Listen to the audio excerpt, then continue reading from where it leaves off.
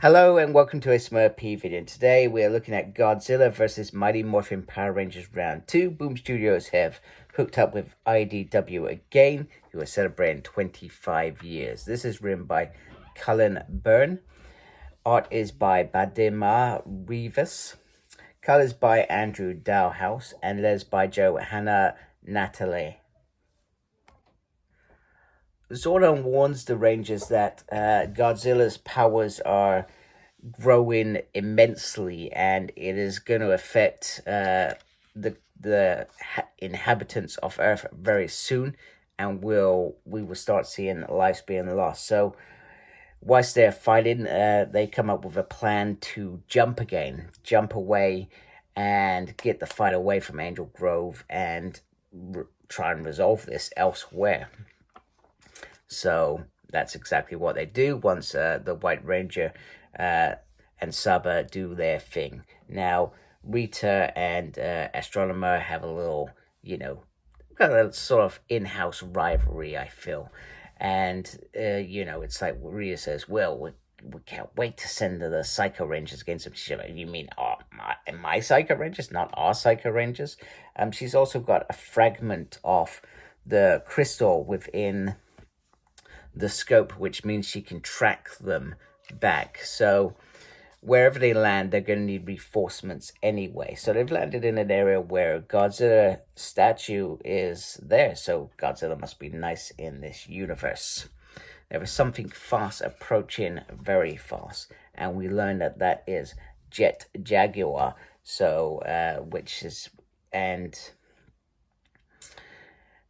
Goro is able to track them even before they jumped. She knew where they were going, etc.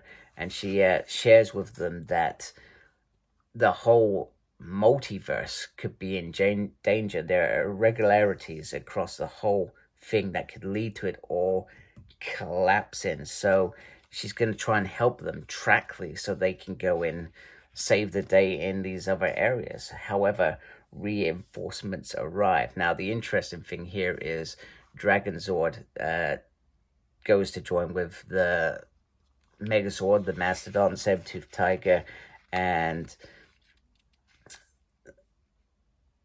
the Triceratops Zords. I forgot what does what. Instead, Megazord gets knocked out, and Tommy gets engaged with Godzilla. Very interesting. We've never seen a Zord combined with an organic. However, it's more like a buckling bronco, apparently, being on the top there. However, the change seems to empower both of them regardless. So they're going to start jumping to these other areas, etc. So Jaguar, if listens, drops down to the ground to start powering these things up, etc. So, and White Ranger says, you may need to walk me through this, whilst the others deal with all the various swords, etc. And we jump to a dystopian universe where the Megazord's been done, where they've been taken out so fastly, and it's literally this Earth's Billy that is left. And I feel like, you've got a White Ranger on its own, you've now got a Blue Ranger on its own. Are we just going to get some sort of weird multiverse Ranger team off the back of this, perhaps? Maybe that's how the next Godzilla goes. I don't know. I mean, maybe Godzilla's part of that team. That would be pretty cool. So they land there. Although Goro's communication is very difficult between this and that universe. So they may have lost their expert in this field of dimensional transference. Godzilla looks ready to get a fight going on. I just love the gormless look of Megazord there. And then we get it. We get that big moment. The Psycho Rangers have been upgraded to monstrosities. And they seem to have all new different names, which I'm going to say, and it will probably sound absolutely ridiculous. Destroyer, Megalon, Space Godzilla, that was easy. Gigan, Hidara, King Ghidorah. Yeah, that sounded bonkers. So to be continued. They're gonna find the Psycho Rangers in the next one. Multiverse. Yeah, it's an interesting story of them jumping from world to world. I like the fact that they've got some sort of direct. I love this cover. Although that reminds me of the one that they did last time. I like the direction this is going, because now they've got a purpose and they're going towards things to save the world, these multiverse worlds, etc. So yeah, it was a cool issue. You know, I liked it. Interesting allies. I mean, I have no idea who Jaguar is and what Jaguar does. I'm sure there's lots of you that understand that character and can point me in the right direction.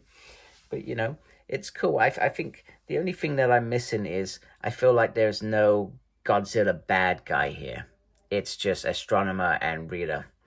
I feel like that would have been interesting. Maybe we'll still haven't. We still got 2 more issues, but it feels a little bit late for them to come in. I mean, the first round, it was the flying saucers, and I didn't feel like they were a match for Rita then, but I would like to see a villain that is perhaps better, because that's how these things work well. If you think about the Turtle crossover with Power Rangers, the Shredder, Kang, it was brilliant.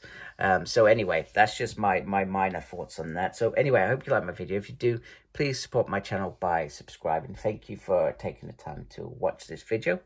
And as always, embrace geekiness. Take care. Goodbye.